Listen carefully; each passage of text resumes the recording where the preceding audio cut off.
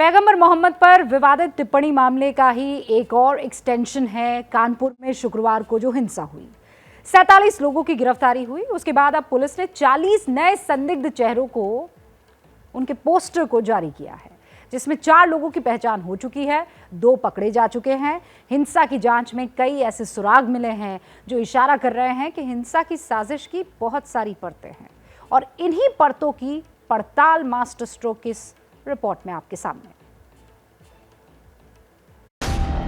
1, 2, 3, 4, 5, 6, 7, 8 बस आप गिनते जाइए और ये गिनती पूरी होगी 40 में।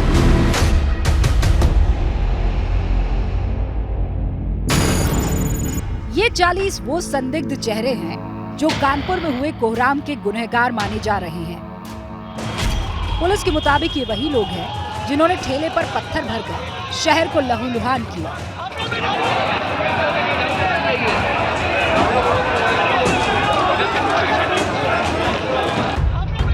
पुलिस के मुताबिक इन्हीं चेहरों में वो शख्स भी हो सकता है जिसने भीड़ को रुमाल के इशारे पर कहर बरपाने का सिग्नल दिया और जिन्होंने रुमाल के इशारे पर ही पत्थरों की बारिश की।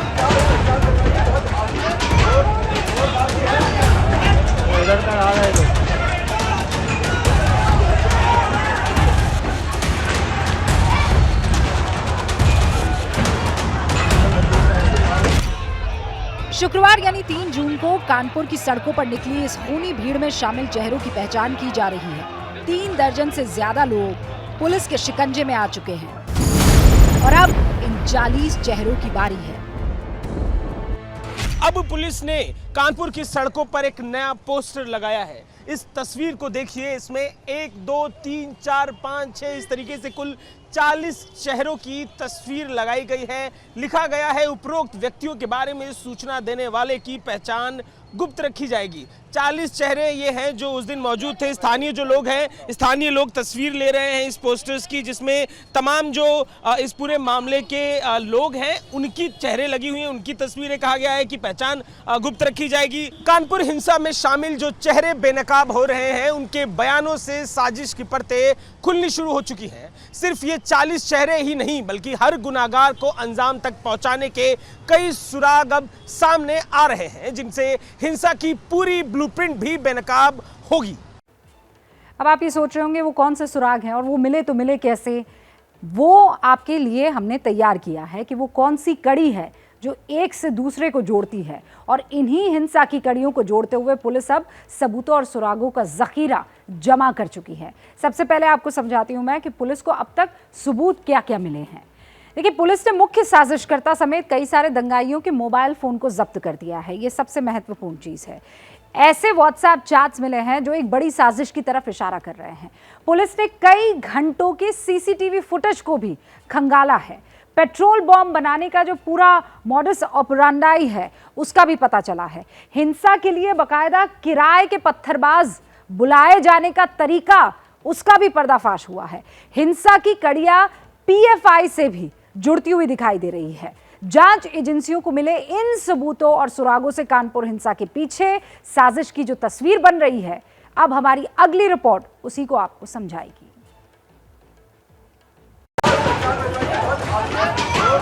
ये पत्थरबाज कौन है?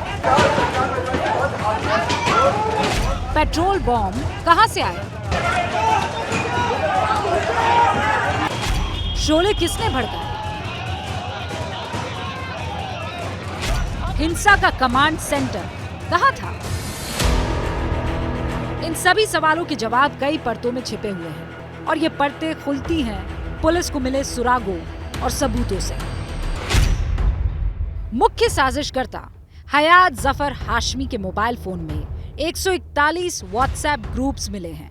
इनसे साबित होता है कि कानपुर हिंसा की प्लानिंग पहले से ही की गई थी। इन सभी व्हाट्सएप ग्रुप में लगातार हिंसा का अपडेट शेयर हो रहा था। पत्थरबाजी के वीडियो भी शेयर किए जा रहे थे। मुख्य साजिशकर्ता के मोबाइल से मिले चैट में 10:25 पर एक मैसेज में लिखा था, इंशाअल्लाह थोड़ी देर में वीडियो आएगी रहमानी मार्केट। आगे 11:03 पर एक मार्केट बंद होने के फोटोग्राफ्स के जवाब में लिखा है, माशाल्लाह। में सोशल मीडिया पे जो लोग दुष्प्रचार चला रहे हैं उसके रोकथाम के लिए भी टीम का गठन किया गया और उस पर भी विधिक कार्यवाही की जा रही है। साजिश की परतों की पड़ताल में मिला दूसरा सुराग है पेट्रोल पंप का सीसीटीवी फुटेज में संदिग्ध दंगाई एक पेट्रोल पंप से खुला पेट्रोल खरीदते नजर आ रहा है। इससे यही लगता है कि कानपुर में बड़े दंगे की तैयारी थी और दंगाई ने पुलिस से भिड़ने की तैयारी की थी। हिंसा के दौरान पेट्रोल बम का इस्तेमाल इसकी तस्दीक करता है। 3 जून की हिंसा की इन तस्वीरों में दंगाई पेट्रोल बम का इस्तेमाल करते हुए नजर भी आ रहे हैं। इस सीसीटीवी तस्वीर के सामने आने के बाद पुलिस ने उस पेट्रोल पंप को सील कर दिया है जहां से खुला पेट्रोल बिका। आपको दिखा दूं कि ये पोस्टर लगा है, ये पोस्टर हमारे सामने भी है जिस पर लिखा है पेट्रोल भरवाने से पहले मीटर की जांच करें और इसके ऊपर लिखा है बोतल में पेट्रोल नहीं मिलेगा। सारी कहानी की जड़ यही है। ये जो बोतल में पेट्रोल लिखा हुआ है इस तस्वीर में आप देखेंगे ठीक इसके पीछे जो यहाँ पर पेट्रोल पंप पे है लोग बोतल में पेट्रोल लेते हुए दिखाई दे रहे हैं। हिंसा में इन सब चीजों का इस्तेमाल हुआ है, ऐसी बातें अब निकल के आई हैं।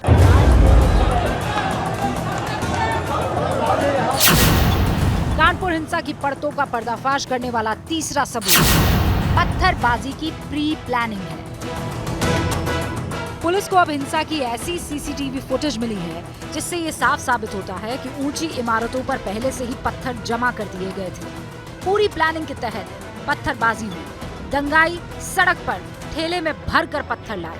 प्रशासन के मुताबिक हिंसा वाले इलाके की ऊंची इमारतों से पत्थरबाजी हुई और अब ये भी सामने आ रहा है कि ये इमारतें अवैध हैं। कानपुर में अवैध बिल्डिंग्स पर और या अतिक्रमित क्षेत्रफलों पर केडीए का लगातार कार्रवाई हुई है। अभी भी इसमें हम लोग आपसी समन्वय से आइडेंटिफाई करेंगे and we'll take action on that. हिंसा की साजिश के तार चरमपंथी संगठन पीएफआई से भी जुड़ रहे हैं। कानपुर पुलिस को ऐसे लिटरेचर मिले हैं जो पीएफआई से जुड़े हैं, इसलिए पुलिस अब हिंसा का पीएफआई कनेक्शन भी तलाशने में लग गई है। ऐसा प्रतीत हो रहा है कि जिस तरीके से घटनाक्रम हुआ उसमें कुछ ना कुछ कहीं ना कहीं कुछ योजना रही है। पीएफआई का कुछ लिटरेचर इनके पास से मिला है हमें। हम इसके मोबाइल्स और उसकी जांच कर रहे हैं। जल्दी ही एक पूरा खाका तैयार करेंगे। कानपुर में पीएफआई का कनेक्शन है। इस घटना को की उच्च स्तरीय जांच कराई जाए और इसमें पीएफआई की संलिप्तता यदि मिलती है तो पीएफआई को अविलंब प्रतिबंधित कर दिया जाए। पुलिस की जांच में ये भी पाया गया है कि एक साजिश के तहत हिंसा वाले इलाकों में बाहर से उपद्रवी बुलाए गए। इसके लिए पहले ही अपील की गई कि 3 जून को कुछ खास मस्जिदों में ही लोग जुमे की नमाज पढ़ें। ये वो इलाके थे जहां हिंसा हुई। इससे यही साबित होता है कि दूसरे इलाकों से पत्थरबाज बुलाए गए थे।